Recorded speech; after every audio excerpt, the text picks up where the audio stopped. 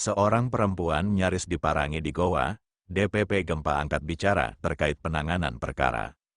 DPP LSM Gempa Indonesia kembali menyoroti lemahnya penanganan laporan masyarakat oleh aparat penegak hukum, terkait laporan polisi nomor LP B 27 IX 2025 SPKTPO/LSEKBIRINGBULUPOLRESGOWAPOLDA Sulsel tanggal 21 September tahun 2025 dengan korban, pelapor Estri Malawiyah, warga Bumung Pano, Dusun Pencong, Desa Paranglu, Kecamatan Biring Bulu, Kabupaten Goa.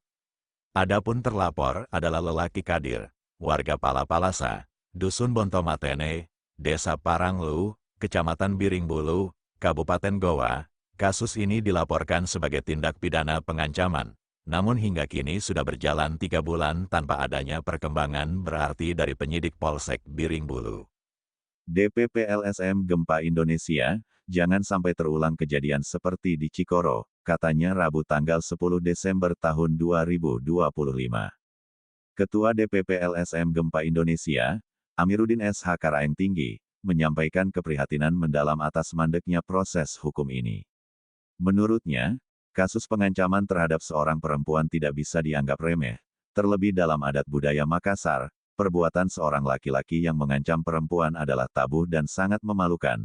Kondisi seperti ini dikhawatirkan dapat memicu keterlibatan keluarga korban dan memperuncing keadaan. Kami memperingatkan aparat penegak hukum, sebelum ada konflik sosial atau keterlibatan para pihak, Polsek Biring Bulu wajib bertindak sesuai hukum yang berlaku.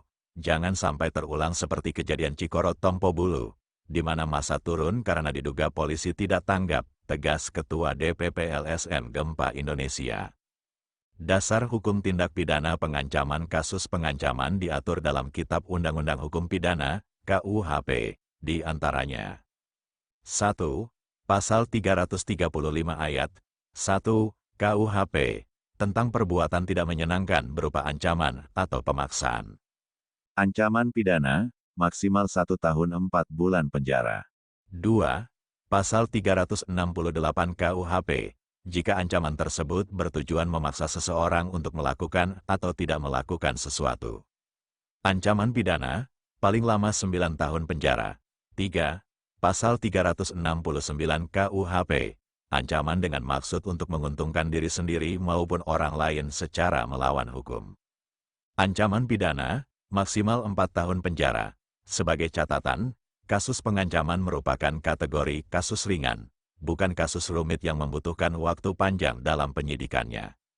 Batas waktu penyidikan dan potensi pelanggaran oleh penyidik.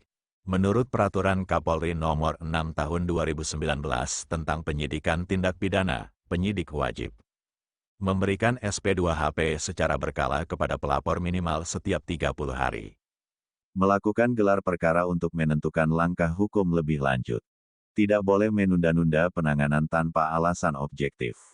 Apabila penyidikan melewati batas waktu tanpa alasan jelas, penyidik dapat dianggap melanggar. Pasal 14 ayat 1, huruf GUU nomor 2 tahun 2002. Polri wajib memberikan pelayanan secara cepat, tepat, profesional, dan proporsional. Pasal 10 Perpol 7/2022 tentang Kode Etik Polri.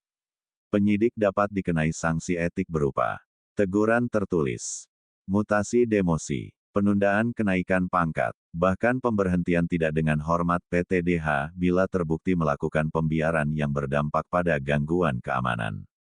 DPP LSM Gempa Indonesia siap mengawal kasus hingga tuntas. Sebagai lembaga kontrol sosial, DPP LSM Gempa Indonesia menegaskan bahwa pihaknya akan mengawal proses hukum hingga ada kepastian bagi korban.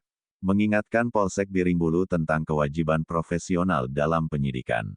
Melaporkan ke Propam Polres Goa atau Polda Sulsel, bila ditemukan indikasi pembiaran. Kami tidak ingin ada kejadian massa bertindak sendiri karena merasa tidak mendapatkan keadilan. Negara harus hadir, dan aparat harus bekerja sesuai hukum. Ini peringatan awal, tegas Amiruddin SH Karaeng Tinggi. Terkait pemberitaan ini media _merah.id selalu membuka ruang sebagai hak jawab.